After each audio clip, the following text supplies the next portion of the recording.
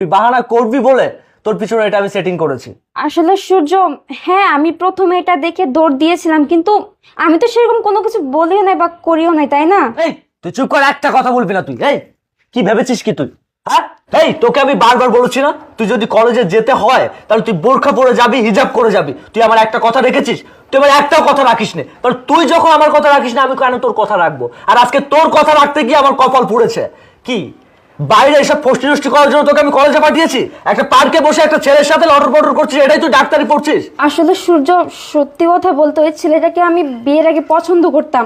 আসলে তুমি আমাকে এতটা ভালোবাসো, এতটা স্বাধীনতা দিয়েছো যে আমি নিজেকে হারিয়ে ফেলেছিলাম। আমি বুঝতেই পারিনি যে কখন আমি তোমার চোখে আড়ালে এত বড় ভুল করে ফেলবো।